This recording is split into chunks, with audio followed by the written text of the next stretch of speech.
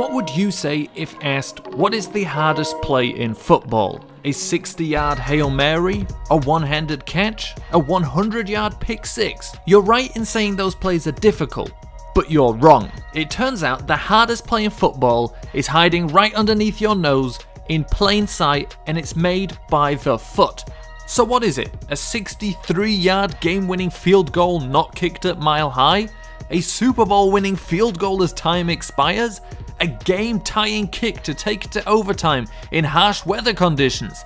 Again, all very difficult, but none of the things I've mentioned are as difficult as kicking the ball in a straight line at intermediate range for a single point. Before you think I'm wrong, I have evidence. Not many people would argue against the fact that Adam Vinatieri and Stephen Gostkowski have been two of the best kickers in the NFL over the last 10 years, and even 20 for Vinatieri. If they are the best of the best, wouldn't it stand to reason that if they struggle to do something, then it must be really difficult to do? Vinatieri has an extra point percentage of 70% this season, and Gostkowski, before going on IR, had 73%. If those two struggle with something we thought was incredibly simple, hence only being worth a single point, then it must clearly be much more difficult than we ever realized. Justin Tucker and Josh Lambo, who both haven't missed a single field goal all season with 17 and 22 attempts respectively, have both missed extra points. And I think that's enough evidence. There have been 47 missed extra points this season already. If this wasn't incredibly difficult, there wouldn't be so many missed kicks. And I think it's because kicking the ball is really difficult. Think about how few sports actually involve kicking a ball. Baseball doesn't, and neither does basketball, tennis, handball. There is soccer, or football as my people call it, but not that many people even play it.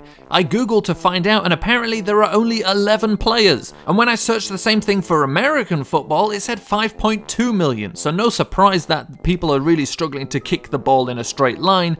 Not many people do it. But let's take a closer look at some of these misses. There are of course cases where a flag will make an extra point attempt much longer, but the only viable excuse kickers have ever been given is that pressure affects them, and there's not much pressure when you're trying to score 1 point. Now most kickers will line up right in the middle of the goalposts, hoping that they manage to kick the ball in a straight line. Now sometimes the ball will be blocked by the defense, and we can't blame kickers for that, except for the cases where they don't kick the ball high enough. But it's difficult to kick the ball up into the air when it's starting on the floor. I mean, what are you supposed to do? Lean back more so that your foot generates more lift under the ball at the point of contact? I don't know, it's difficult to know. But back to those guys that line up in the middle, their problem is kicking the ball in a straight line. And let's be fair, that is a tough task.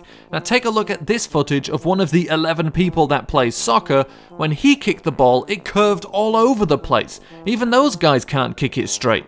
So then you get guys who counter that by lining up on one of the hash marks. Now their problem is that they overcompensate for the angle, which they put themselves into, and kick it way past the post anyway. You see, the problem is kicking a ball is all guesswork. There's no way of knowing where it's going to go once you hit it. It's just like playing snooker or golf. You kind of just hit the ball as hard as you can and hope for the best directionally. That's why these next guys are left looking like complete and utter incompetent idiots. You see, they kick the ball in a straight line, but because they line up on a hash, it flies past the upright.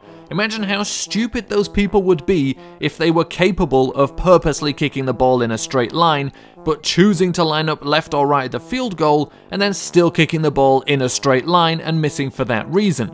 But luckily for them, they have no choice in where the ball goes. But let's pretend for a second that kickers are responsible for the accuracy of their kicks.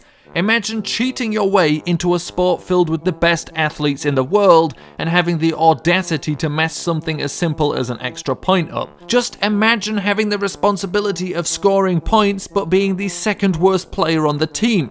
In other words, imagine being Andy Dalton, but instead you're a kicker. Now everyone takes the extra point for granted.